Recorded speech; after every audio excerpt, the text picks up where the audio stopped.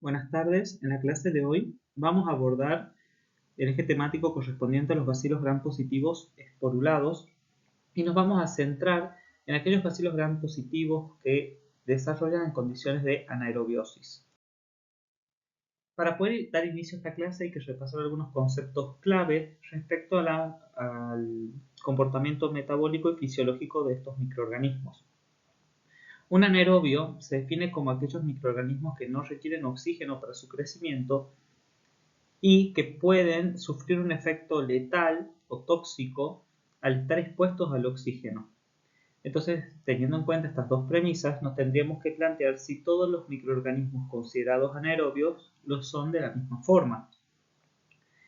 Entonces, considerando estos parámetros, vamos a decir que tenemos por un lado los anaerobios moderados o tolerantes, que son aquellos que toleran concentraciones de oxígeno que rondan del 2 al 8%. Entonces pueden tolerar exposiciones breves al aire por un par de horas. Y por otro lado tenemos los anaerobios estrictos, que no pueden multiplicarse en presencia de oxígeno y que al exponerse al aire ambiental suelen lisarse. La causa más importante del efecto tóxico letal que se le adjudica al oxígeno o a aquellas sustancias de las cuales deriva es la incapacidad que tienen estas bacterias de poder reducir estas especies reactivas. Esto ocurre debido a que el oxígeno por sí mismo es un agente oxidante que puede espontáneamente generar aniones superóxido o aniones peróxido o hidroxilo. Entonces aquellos microorganismos que no posean algún mecanismo para tolerar estos radicales libres van a ser susceptibles a los mismos a sufrir oxidaciones y posteriormente a lisarse. Entonces podemos decir que generalmente los anaerobios, en especial los anaerobios estrictos, van a carecer de catalasa, peroxidasa y superóxido dismutasa. Otra consideración de suma importancia es recordar que la microbiota de nuestro cuerpo incluye a los anaerobios en su composición, y esta presencia de anaerobios es fisiológica, ya que los mismos contribuyen al mantenimiento de la salud de nuestro cuerpo. En la piel vamos a encontrar algunos géneros como los peptostreptococos, que son muy similares a los estreptococos que hemos visto en otras clases, nada más que estos son anaerobios estrictos. También nos podemos encontrar en el tracto genital femenino, integrando la microbiota habitual vaginal, como por ejemplo los lactobacilos, y algunas especies saprófitas de Clostridium. En la cavidad oral y el tracto respiratorio es habitual también encontrar bacilos gram negativos, principalmente fusobacterias, pregotelas y cocos gram positivos, y también algunas representantes del género Actinomyces. Por último, en el colon, es decir, en el epitelio gastrointestinal, es donde se encuentra la mayor proporción y diversidad de bacilos y cocos anaerobios. Tal es así que en proporción 1000 bacterias van a ser anaerobios en proporción a una bacteria aerobia. Con respecto al rol de los anaerobios en la fisiología normal, forman parte de la microbiota normal como comensales o mutualistas y participan en mediar la resistencia inespecífica a las infecciones. Esto lo hacen a través de la resistencia a la colonización con potenciales patógenos. ¿Y cómo realizan esta función los anaerobios? Por un lado, estos microorganismos suelen ser productores de bacteriocinas, también suelen producir productos metabólicos tóxicos como el peróxido de hidrógeno, además de alterar el entorno dentro de la mucosa o el epitelio que colonizan, reduciendo el pH, como es el caso de los lactobacillus en el pH vaginal. Suelen consumir los nutrientes, por lo que se encuentran menos biodisponibles e interfieren de forma directa en la asociación a las mucosas por parte de los patógenos al recubrir los receptores de las células. Por otra parte, contribuyen al bienestar del hospedador al producir vitamina K, como es el caso de Bacteroides fragilis, la producción de cambios en los ácidos biliares que van a mejorar el proceso de asimilación de las grasas, regulan el metabolismo del colesterol y contribuyen a una fuente de nitrógeno sumamente importante para nuestro organismo. Esto no los excluye de ser agentes etiológicos asociados a infecciones endógenas principalmente. Al encontrarse en zonas cercanas a la mucosa, se pueden extender a otros tejidos por continuidad o por vía hemática o linfática. Es importante recordar que todas las bacterias suelen desarrollar mecanismos a través de los cuales aseguran su supervivencia o se adaptan frente a condiciones adversas. Entre los factores de virulencia que presentan de forma general las bacterias anaerobias, ellas suelen ser muy buenas productoras de enzimas, algunas son capsuladas y otras presentan una gran diversidad de factores de adherencia. Hay algunos géneros que se han estudiado exhaustivamente y son capaces de producir una gran diversidad de pilis o adhesinas que buscan o tienen tropismo por residuos de lectina. Otros son unos grandes productores de fosfolipasas y colagenasas, y así estas bacterias han ido adquiriendo enzimas o diferentes tipos de receptores proteicos o de moléculas de superficie que les permiten adherirse y perpetuar su existencia en los epitelios. Los factores del hospedador que predisponen a las infecciones por los anaerobios generalmente son los mismos, independiente del género implicado. El que se encuentra principalmente descrito son los traumas de piel o rotura de las membranas mucosas, los casos de isquemia por irrigación sanguínea deficiente, la necrosis de los tejidos, la disminución del potencial oxidorreducción, la presencia de cuerpos extraños o prótesis y el desarrollo de enfermedades malignas. Como les comenté, las fuentes de infección por anaerobios pueden ser de carácter endógeno o exógeno. Las endógenas están asociadas principalmente a aquellos géneros o especies que forman parte de la microbiota habitual del hospedador, mientras que las exógenas están asociadas a la adquisición de la bacteria o de sus esporas por contacto con el suelo, el agua, alimentos o con animales. Es importante recordarles, como hemos visto en otras clases de la asignatura, que frecuentemente estas bacterias se asocian con otros microorganismos, ya sean aerobios o anaerobios, para causar infecciones polimicrobianas o mixtas.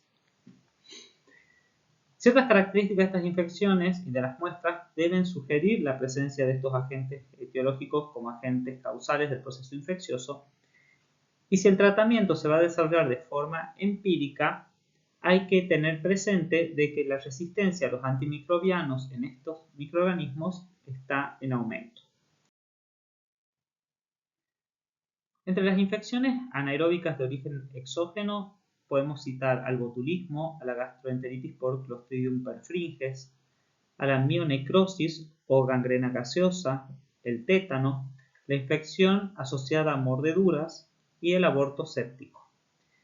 Mientras que en el caso de las infecciones de origen endógeno podemos nombrar, por ejemplo, los abscesos en cualquier órgano, lactinomicosis principalmente en el tejido bucal, las complicaciones asociadas a las apendicitis, muchos casos de endocarditis, infecciones periodontales, meningitis seguidas de absceso cerebral o en algunos casos principalmente inmunodeprimidos, osteomielitis. Generalmente las infecciones desarrolladas por las bacterias anaerobias se van a caracterizar por la producción de exudados malolientes y en zonas próximas a las mucosas. Estos materiales de carácter purulento son de olor pútrido, el tejido tiende a necrosarse y estos también a rodearse de pequeñas vesículas con gas. Es común la formación también de abscesos o secreciones de color ladrillo o con una textura similar a seca. Y las infecciones relacionadas al uso de los antimicrobianos son cada vez más frecuentes debido a que eliminan la microbiota habitual y permiten la proliferación de algunos géneros que son mucho más ávidos de factores de virulencia o de capacidades adaptativas para poder desarrollar estos procesos.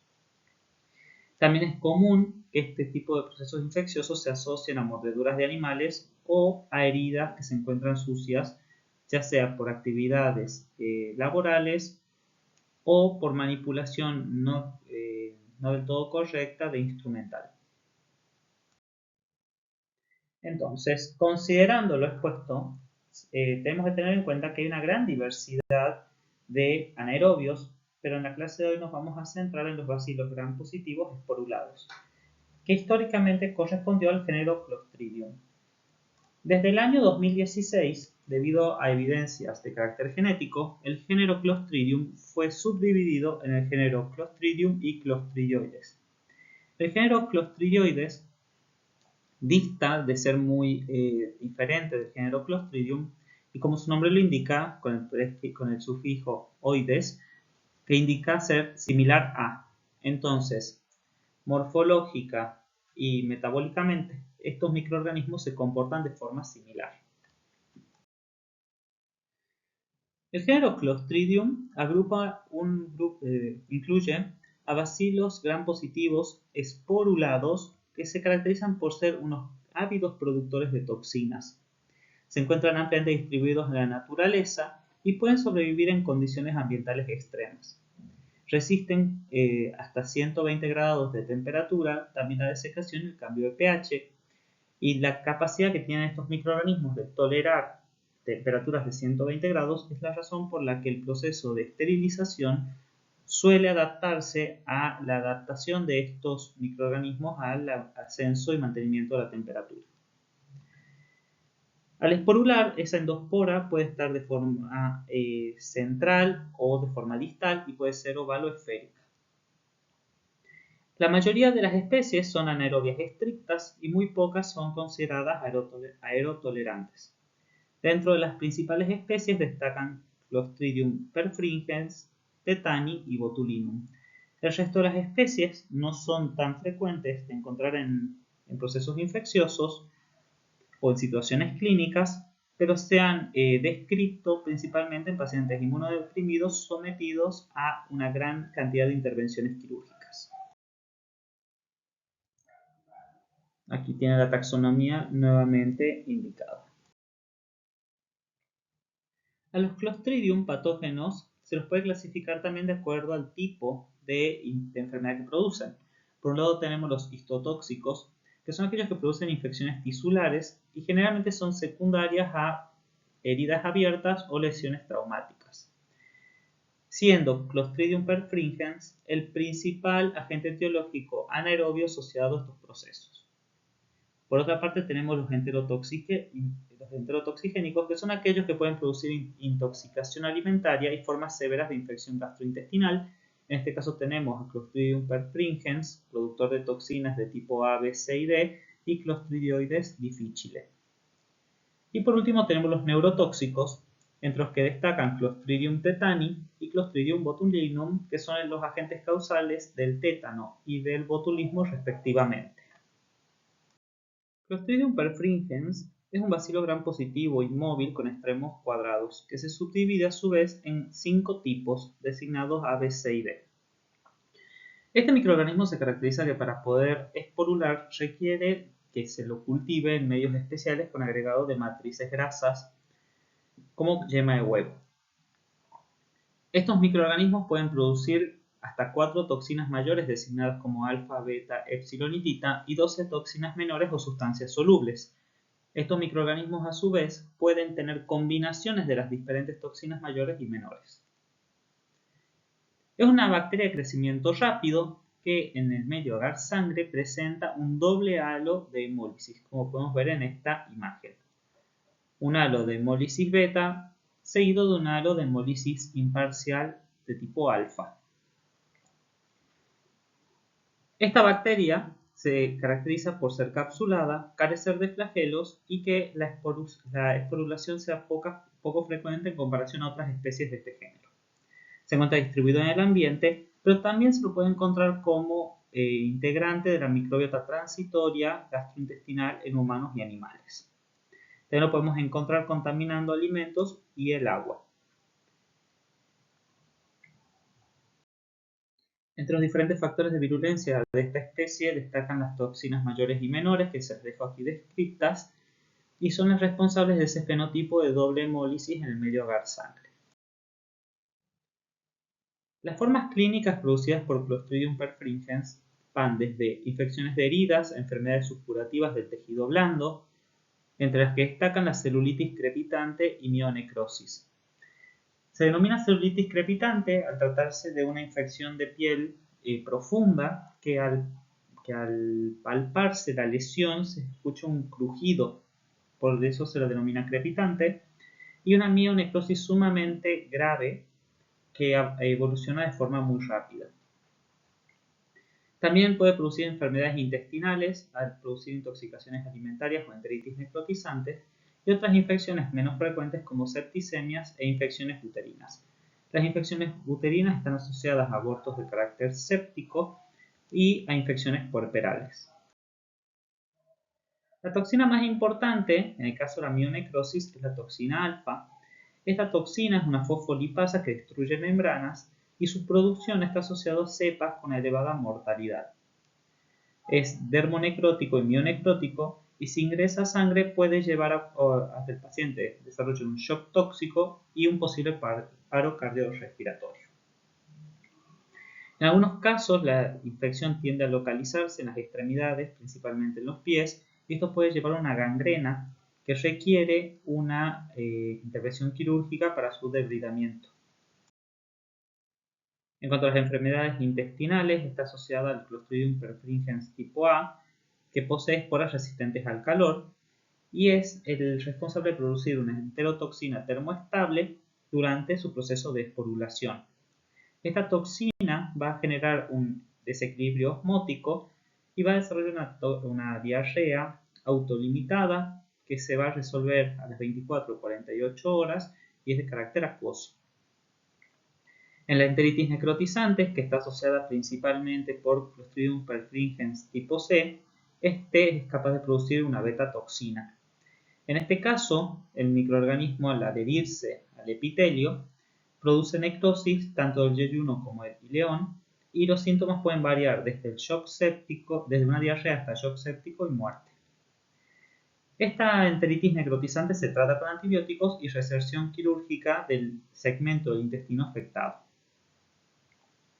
En este caso, el diagnóstico se realiza mediante identificación de la toxina en las heces y el tratamiento se basa siempre en el uso de los antimicrobianos y en algunos casos de la cirugía.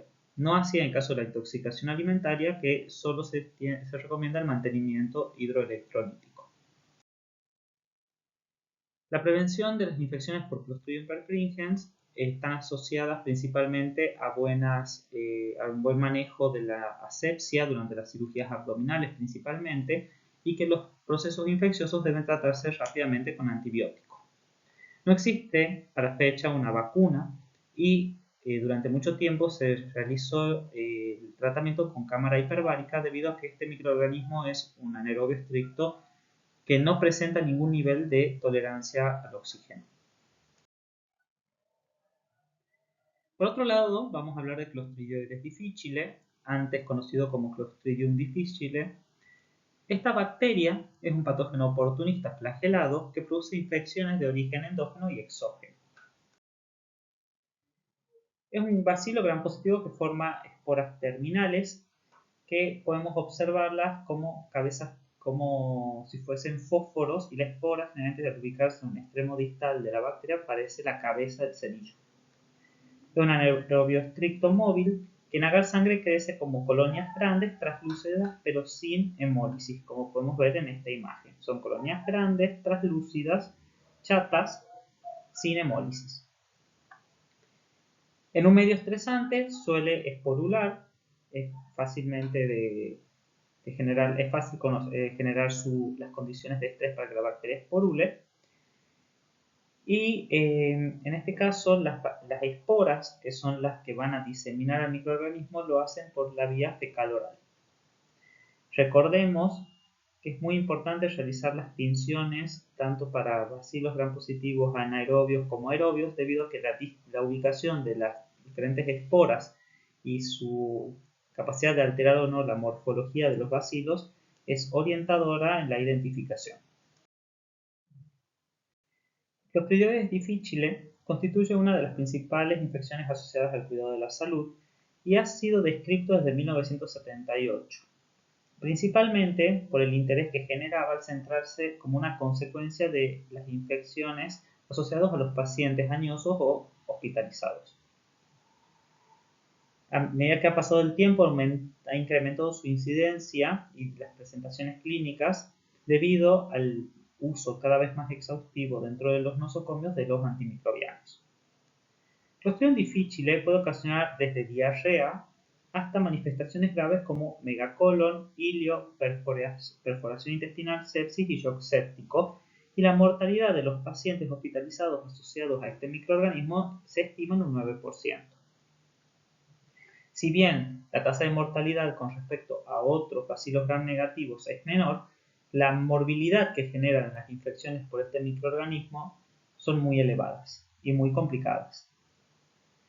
La infección adquirida en la comunidad también ha aumentado en los últimos años y se estima que esto se debe al mal uso o a la falta de racionalización del uso de los antimicrobianos en la comunidad.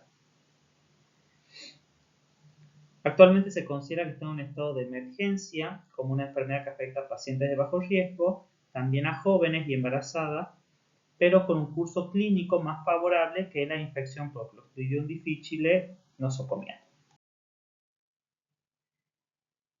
Este microorganismo también se puede encontrar en la naturaleza, principalmente en el suelo, pero se ha adaptado muy bien al ambiente hospitalario y es capaz de competir con la microbiota intestinal humana. La colonización es frecuente en los neonatos y niños sanos y en los adultos es menos frecuente. Lo que es interesante es que cuando un adulto se interna dentro de un nosocomio, debido a la presión de selección antibiótica, la proporción aumenta hasta casi un 51%.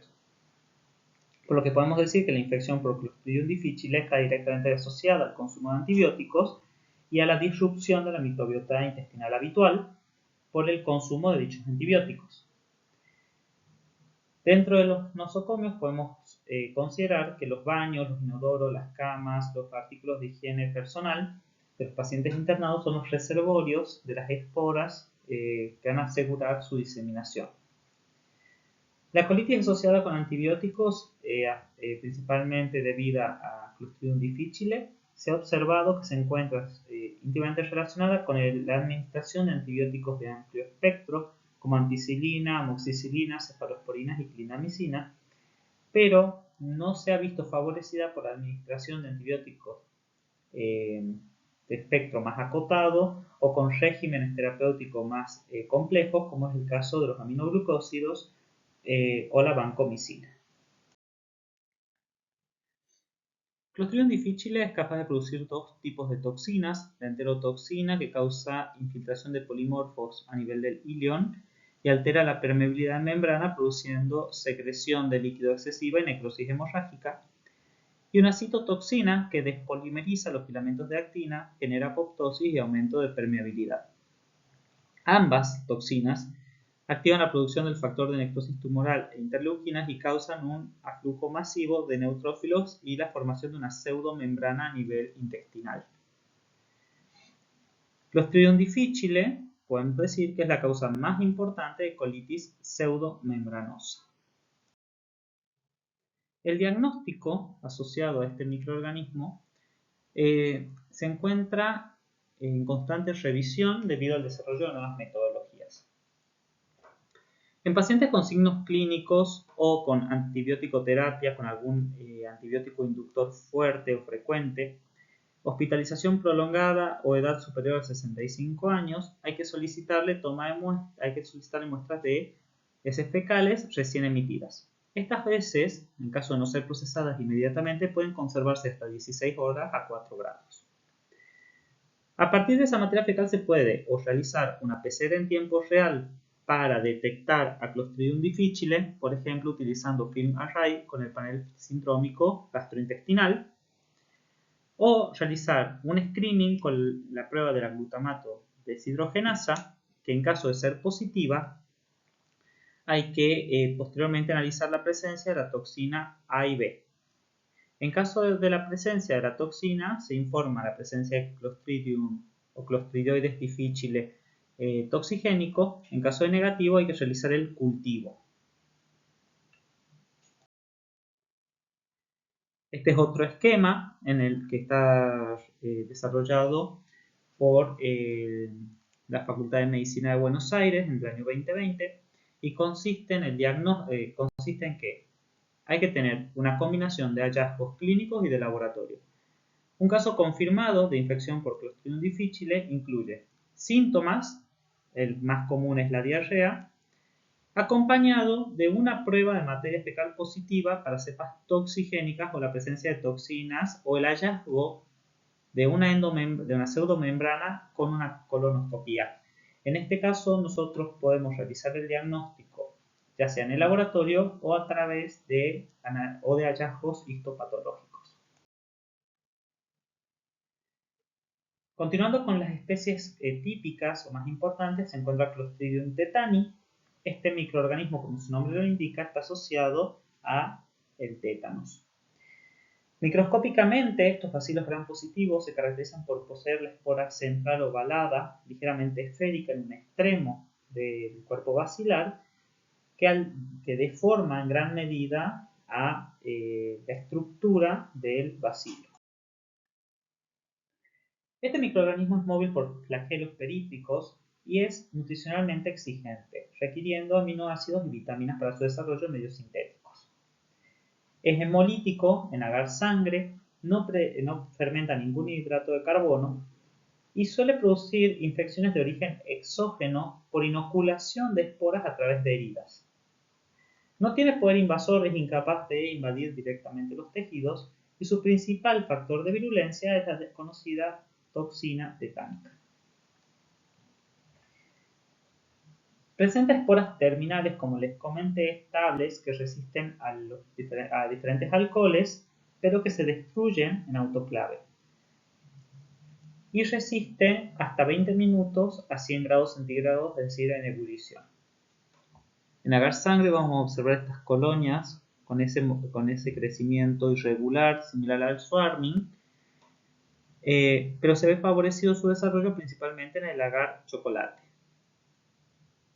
Además podemos observar en la superficie de esas colonias que se forma como una película de exopolisacárido que simula un film. Como les comenté, el principal factor de virulencia de la toxina tetánica es una neurotoxina que genera parálisis espástica. Es una metaloproteasa dependiente de zinc que impide la liberación de los neurotransmisores de carácter inhibidor. Entonces lo que ocurre es que actúa sobre las sinaptobrevinas tipo 2 que inhiben la salida de neurotransmisores como el GABA o la glicina. En este esquema podemos observar la estructura de una neurona motora y su ubicación respecto al músculo. La toxina tetánica va a actuar sobre las células de Renshaw, que son aquellas que van a desencadenar la liberación de los neurotransmisores inhibitorios. Entonces, se va a sostener el efecto de los neurotransmisores estimulantes.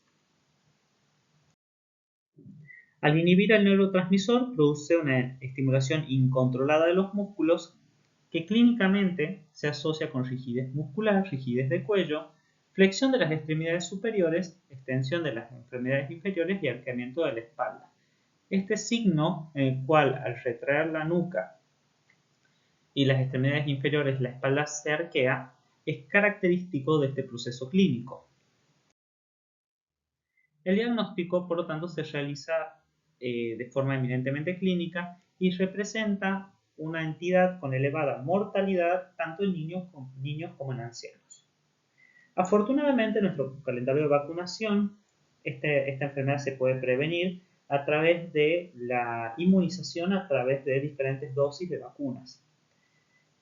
Esas vacunas están conformadas por el toxoide tetánico, se aplica a los 2, 4 y 6 meses desde el nacimiento, un refuerzo al año y medio y un segundo refuerzo en edad escolar. Luego hay que colocar un refuerzo cada 10 años, principalmente está recomendado esto en caso de personas que manipulan elementos sólidos como hierros, maderas o maquinaria, como así también en el personal sanitario. Por ley, se encuentra indicado que la embarazada debe recibir una dosis al quinto y al séptimo mes para poder reforzar la producción de estos anticuerpos que son inmunoglobulina G y que generan inmunidad adquirida para el neonato. En caso de que un paciente desarrolle tétano, el tratamiento consiste en la administración de la antitoxina. Esta antitoxina existe en Argentina en dos formulaciones, la homóloga y la heteróloga, siendo más eficiente la de tipo homólogo. Es importante en muchos casos realizar el despridamiento de la herida, donde donde las esporas han germinado y la cantidad de bacilos es muy elevada, debido a que aumenta la probabilidad de que la concentración de las esporas aumente nuevamente. Por último, vamos a hablar de Clostridium botulinum. Este microorganismo es sumamente importante desde el punto de vista epidemiológico e histórico, y también se trata de un Clostridium con una espora terminal deformante esférica. Clostridium botulinum agrupa una serie de bacilos gram positivos heterogéneos que se encuentran principalmente distribuidos en el suelo, en las aguas y en las playas. Son aerobios estrictos, móviles por flagelos perítricos y no producen cápsulas. Son sumamente proteolíticos y lipolíticos y tienen requerimientos nutricionales complejos, es decir, no desarrollan habitualmente en los medios de cultivo que uno dispone en el laboratorio. Suelen contaminar los alimentos al encontrarse en el medio ambiente, como así también las heridas de los trabajadores, por ejemplo, de las industrias, y colonizar en algunos casos el tracto digestivo.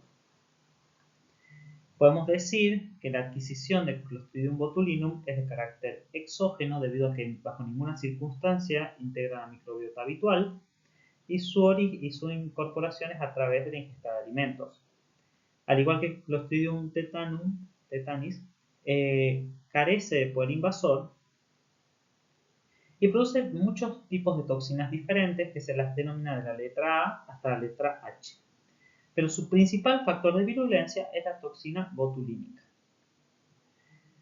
Es muy interesante de observar que también en agar sangre vamos a tener estas colonias chatas, translúcidas, que presentan un borde festoneado debido a su gran movilidad. Y debido a su gran capacidad lipolítica, pueden crecer en agar yema de huevo, como estas colonias secas y chatas con un borde creciente distal al punto de origen de la colonia. Hay diferentes presentaciones clínicas asociadas a este microorganismo. Está el botulismo transmitido por alimentos, que es la forma más frecuente, y esta se debe a el consumo de alimentos que se encuentran contaminados con la toxina preformada. Por otro lado tenemos el botulismo infantil, que se debe a la ingesta de esporas, en este caso esporas viables, que germinan, colonizan y producen la afección neurotóxica en el tracto gastrointestinal de niños. Y el botulismo de heridas, que es por infección de heridas con las esporas del Clostridium botulinum, que crecen y producen neurotoxinas en la herida.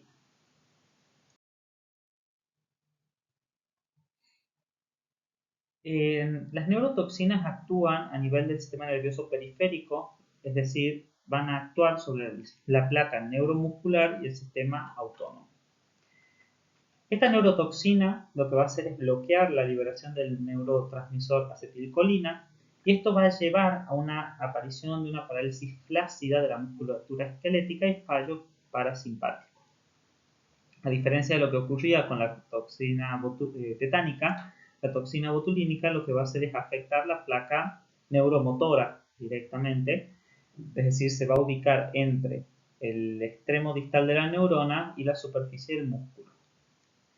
La toxina A y la toxina B son las más importantes desde el punto de vista fisiopatológico, La toxina A es una toxina extremadamente potente, que es la que causa el botulismo humano, y la toxina B es una forma menos potente de la toxina A. Durante mucho tiempo la toxina A se la asoció a un evidente riesgo de bioterrorismo por parte de muchos organismos. La toxina botulínica, como les comenté, es el principal factor de virulencia, es extremadamente potente. Se estima que un microgramo de toxina es capaz de superar en 200.000 veces la dosis letal de muerte en un ratón de 20 gramos. Esta toxina es liberada en la autólisis de la bacteria en un polipéptido integrado por una única cadena, y los genes que codifican para este polipéptido están asociados a fagos, por lo que hay algunas cepas de Clostridium botulinum que no son capaces de producir la toxina. Es interesante destacar que esta toxina es inactivada por calor durante 10 minutos a 75-85 grados centígrados, por lo que en algunos alimentos la pasteurización no es suficiente para inactivarla. Es importante también que sepan que Clostridium botulinum se desarrolla y produce su toxina en alimentos de carácter acuoso, bajo condiciones de anaerobiosis con un pH mayor a 4,5 y temperaturas superiores a los 10 grados. Estas condiciones generalmente están asociadas a las conservas y alimentos enlatados. Recuerden que la dosis letal, en este caso del hombre, es de 0,1 a 1 microgramo, por lo que podemos considerar que la toxina botulínica está entre las toxinas más poderosas de origen bacteriano. En el caso del botulismo transmitido por alimentos, recordemos que es una intoxicación debido al consumo de alimentos conteniendo la toxina botulínica que ya se encuentra preformada. En este caso se ingiere la toxina y esta es absorbida por el estómago y el intestino. Cuando la toxina es absorbida y distribuida en los ganglios linfáticos y en los vasos sanguíneos, puede llegar al sistema nervioso periférico, unirse a los receptores e internalizarse. Y esto llevar a un bloqueo en la liberación de neurotransmisores como la acetilcolina del nervio muscular, de la unión mioneural. Esto va a llevar a una parálisis flácida que se caracteriza por ser un síndrome no febril, que puede presentar alteraciones abdominales o no, y también puede presentarse como un síndrome neuroparalítico de elevada mortalidad. Entonces, frente a la intoxicación por esta toxina, tenemos dos escenarios clínicos diferentes. En el caso del botulismo infantil, el niño se coloniza en la mucosa gastrointestinal tras ingerir las esporas y dentro del intestino produce las esporas que son absorbidas por el epitelio, y posteriormente se va a producir la parálisis flácida aguda y una progresiva debilidad de la musculatura. En niños menores de 1 año es lo más frecuente que se puede destacar desde el punto de vista epidemiológico, pero es interesante que el 94% son menores de 6 meses. Hoy en día es un aspecto cultural que está tratando de ser modificado, pero proveer a niños menores de 1 año alimentos como mieles o conservas, ya sea en los chupetes o en juguetes, no se encuentra aconsejado debido al riesgo asociado al botulismo infantil tras el consumo de estos alimentos. En los adultos, esta presentación también se puede dar, pero está asociado a aquellos pacientes con alteraciones de la microbiota intestinal. Y generalmente los principales síntomas incluyen intranquilidad, pérdida del control de la cabeza, hipotonía.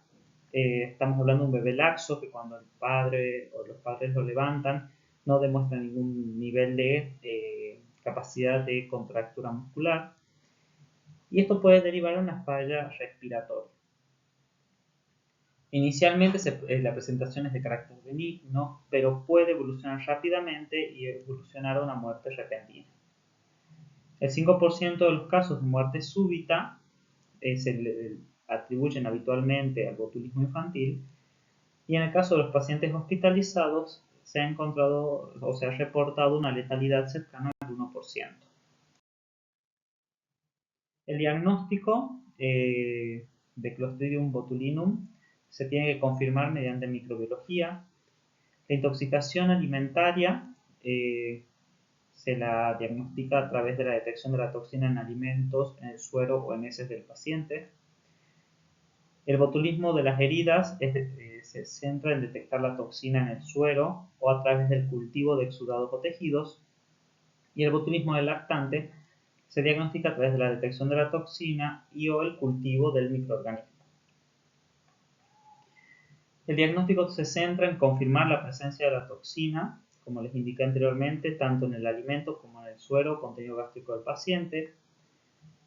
Como les comenté, esta toxina está asociada a un plásmido, entonces hay que realizar bioensayos o ensayos de neutralización con antitoxina monovalente para demostrar que la cepa de Clostridium botulinum aislada en medios sintéticos es capaz de producir la toxina, o métodos alternativos como inmunoelectroforesis o hemoaglutinación pasiva reversa o ELISA o PCR para detectar ya sea material genético o el polipéptido liberado. El tratamiento se centra en administrar la antitoxina y también la administración de drogas que incrementen la liberación de acetilcolina para contrarrestar el efecto de este polipéptido. Debido a que este polipéptido se genera tras la germinación de las esporas, no se aconseja el tratamiento antimicrobiano debido a que este va a favorecer el proceso de esporulación.